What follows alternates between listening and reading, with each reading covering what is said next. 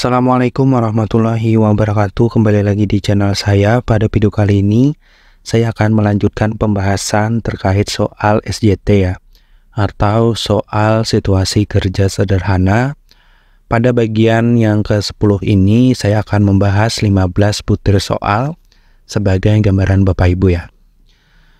Kita langsung saja ke pembahasan soal yang pertama. Bu Sari baru saja mengikuti seminar tentang pemanfaatan teknologi dalam pembelajaran. Dia terinspirasi untuk memanfaatkan tablet dalam proses belajar mengajar ya. Namun dia tahu sebagian besar siswanya belum familiar dengan menggunakan tablet dan beberapa siswa mungkin kesulitan mendapatkannya. Apa yang harus dilakukan Bu Sari? Langsung mengimplementasikan penggunaan tablet di kelas tanpa persiapan, mengadakan sesi pelatihan untuk siswa sebelum memulai penggunaan tablet, membatasi penggunaan tablet untuk tugas-tugas tertentu saja, atau mengabaikan ide tersebut dan tetap pada metode pembelajaran tradisional. Jawaban yang paling tepat yaitu mengadakan sesi pelatihan ya untuk siswa sebelum memulai penggunaan tablet. Nah, jadi dengan mengadakan sesi pelatihan, Bu Sari memastikan bahwa semua siswa memiliki pemahaman dasar tentang cara penggunaan tablet sebelum tablet tersebut digunakan dalam pengajaran.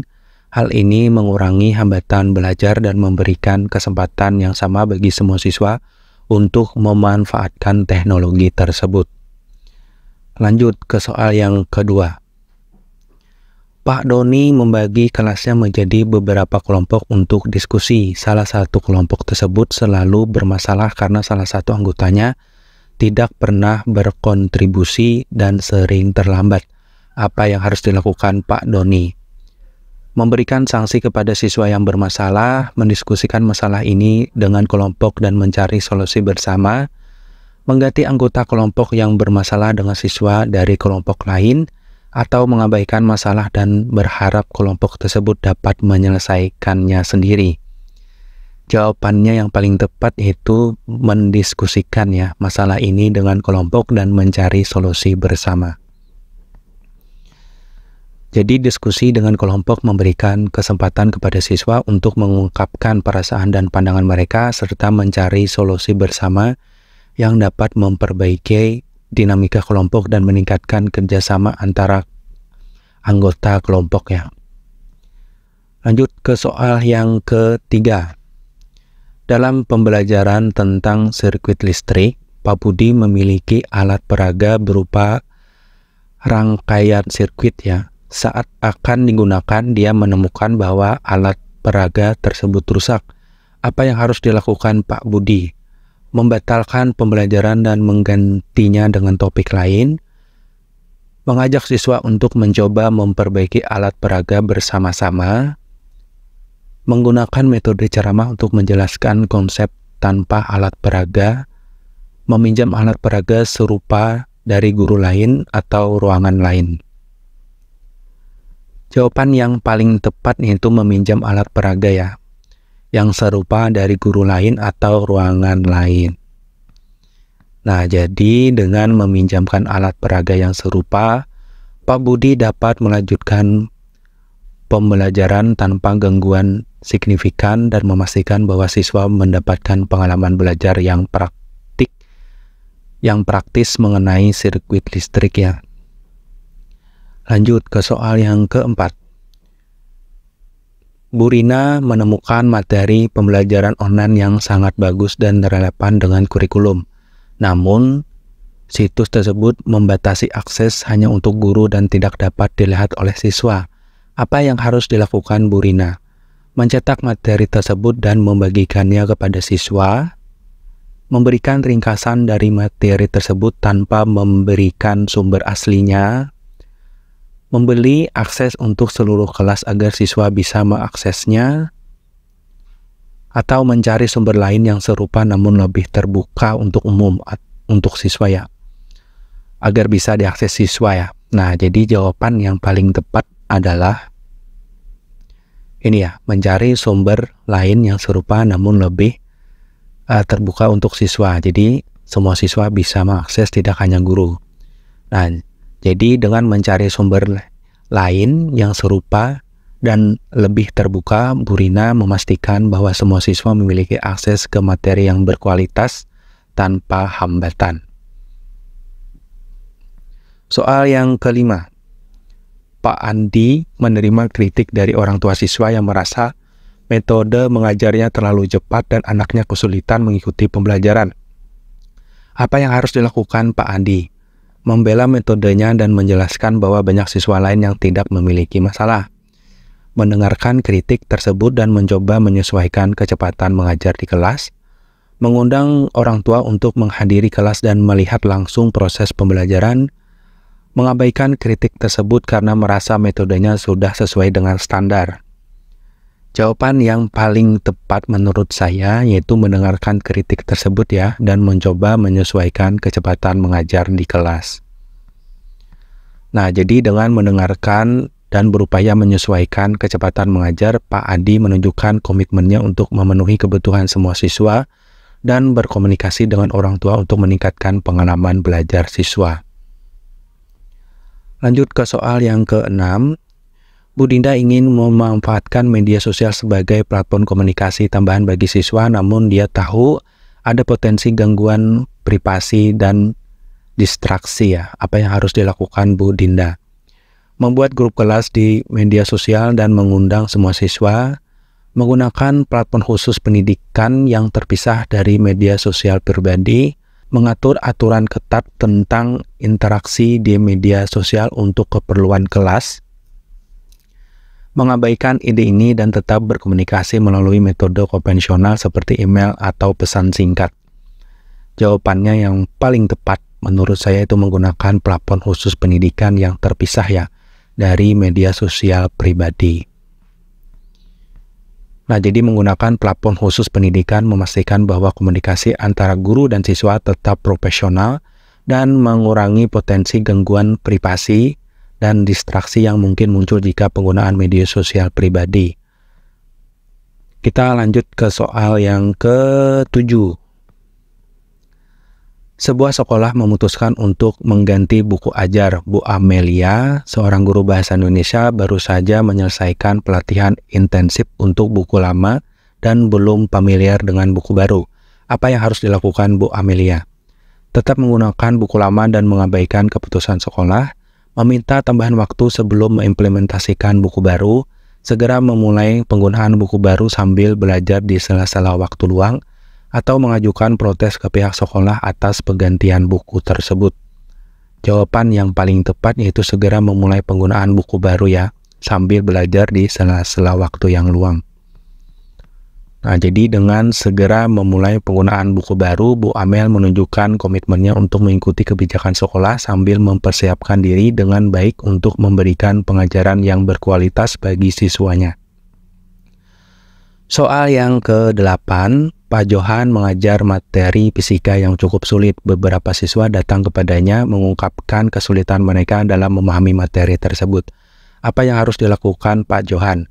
Menyediakan waktu tambahan setelah sekolah untuk membimbing siswa, mengatakan kepada siswa untuk belajar lebih keras, mencari sumber belajar tambahan atau video edukatif yang dapat membantu, atau mengabaikan keluhan siswa dan melanjutkan pengajaran seperti biasa. Jawabannya adalah menyediakan waktu tambahan ya setelah sekolah untuk bimbingan siswa yang merasa kesulitan pada materi tersebut. Nah, jadi dengan memberikan bimbingan tambahan, Pak Johan memberikan dukungan ekstra kepada siswa yang membutuhkannya, memastikan bahwa semua siswa memiliki kesempatan yang sama untuk memahami materi tersebut. Lanjut ke soal yang ke-9. Bu Karina dan Pak Bimo sama-sama mengajar mata pelajaran sejarah untuk kelas 10. Mereka berdua memiliki gaya mengajar yang berbeda.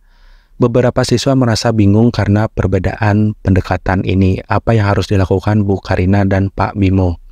Mengadakan pertemuan untuk menyelaraskan metode mengajar mereka, mengabaikan perbedaan dan tetap mengajar dengan gaya masing-masing, mengajak siswa untuk memilih guru favorit dan memisahkan kelas berdasarkan pilihan tersebut, mengadakan survei untuk menentukan metode apa yang lebih disukai siswa. Jawaban yang paling tepat yaitu mengadakan pertemuan ya untuk menyelaraskan metode mengajar mereka, yaitu Bu Karina dan Pak Bimo. Nah, jadi dengan menyelaraskan metode mengajar, Bu Karina dan Pak Bimo memastikan bahwa setiap siswa menerima pendidikan yang konsisten dan mengurangi kebingungan yang mungkin timbul karena perbedaan pendekatan. Soal yang ke-10. Sekolah mendapatkan donasi berupa perangkat komputer terbaru untuk laboratorium komputer. Pak Rizky, guru TIK, diminta untuk membuat kurikulum yang memanfaatkan perangkat baru tersebut. Apa yang harus dilakukan Pak Rizky?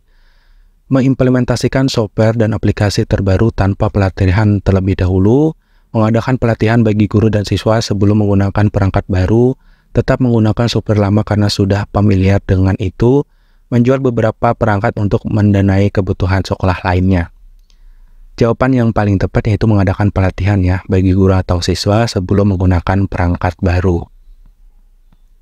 Nah, jadi dengan mengadakan pelatihan, Pak Rizky memastikan bahwa guru dan siswa memiliki kesempatan dan keterampilan yang diperlukan untuk memanfaatkan perangkat komputer terbaru dengan efektif.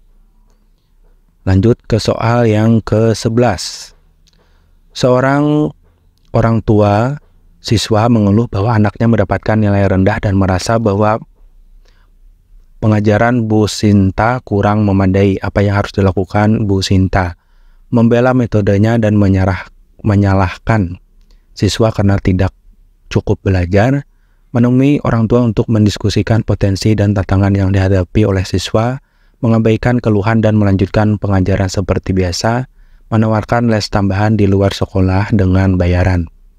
Jawaban yang paling tepat yaitu menemui orang tua tersebut ya, orang tua siswa, dan mendiskusikan potensi dan tantangan yang dihadapi oleh siswa tersebut. Jadi dengan berkomunikasi langsung dengan orang tua, Bu Sinta dapat mendapatkan pemahaman yang lebih baik tentang kebutuhan dan kekhawatiran siswa dan bekerja sama dengan orang tua untuk mendukung kesuksesan siswa tersebut.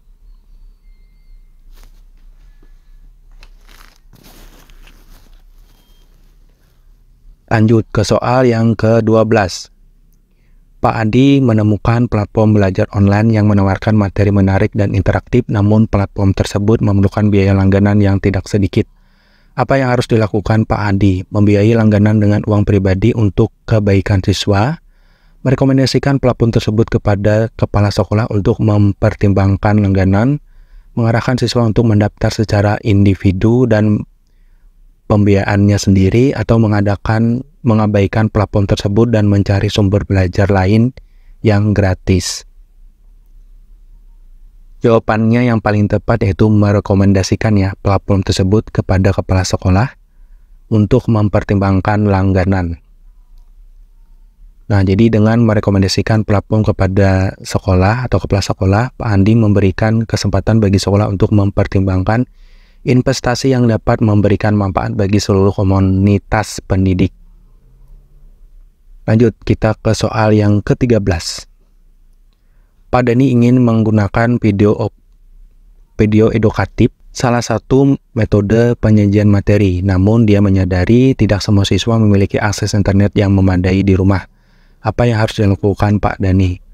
Melanjutkan rencana menggunakan video dan menganggap semua siswa dapat mengaksesnya, menyediakan salinan video dalam bentuk CD atau USB untuk siswa yang membutuhkan, menggantikan ide video dengan metode lain yang lebih mudah diakses, atau meminta siswa untuk menonton video saat jam sekolah dengan perangkat sekolah. Jawaban yang paling tepat yaitu menyediakan salinan video ya dalam bentuk CD atau USB untuk siswa yang membutuhkan. Ini khusus untuk internet yang tidak memadai ya. Nah, jadi dengan menyediakan salinan video, Pak Dani memastikan bahwa semua siswa dapat memiliki akses ke materi tanpa harus bergantung pada koneksi internet di rumah. Soal yang ke-14, Bu Selvi memiliki seorang siswa dengan kebutuhan khusus dalam belajarnya. Siswa tersebut memerlukan pendekatan khusus yang lebih banyak waktu dalam mengikuti pembelajaran. Apa yang harus dilakukan Ibu Selvi ya? Memberikan tugas dan materi yang sama dengan siswa lain tanpa penyesuaian, menyesuaikan metode pembelajaran dengan memberikan waktu tambahan untuk siswa tersebut, menyarankan siswa untuk pindah ke kelas khusus, mengabaikan kebutuhan siswa dan berfokus pada seluruh kelas. Jawabannya yaitu menyesuaikan metode mengajar ya, dan memberikan waktu tambahan untuk siswa tersebut. Nah, jadi dengan menyesuaikan pendekatan mengajar, Bu Selvi menunjukkan komitmennya untuk mendukung semua siswa termasuk mereka yang memiliki kebutuhan khusus dan memastikan bahwa mereka memiliki kesempatan yang sama untuk sukses. Soal yang terakhir, soal yang ke-15, di akhir semester Bu Lina mendapatkan sesi umpan balik dari siswa. Beberapa siswa memberikan kritik bahwa materi terasa terburu-buru dan sulit dipahami. Apa yang harus dilakukan Bu Lisa? Menilai kembali metode pengajarannya dan membuat penyesuaian, menganggap kritik tersebut tidak relevan dan melanjutkan metode mengajar seperti biasa, menyalahkan siswa karena kurangnya konsentrasi dalam pembelajaran, membuat kelas tambahan untuk mengulangi materi yang dianggap sulit. Jawaban yang paling tepat yaitu menilai kembali atau mengkoreksi metode pengajarannya dan membuat penyesuaian.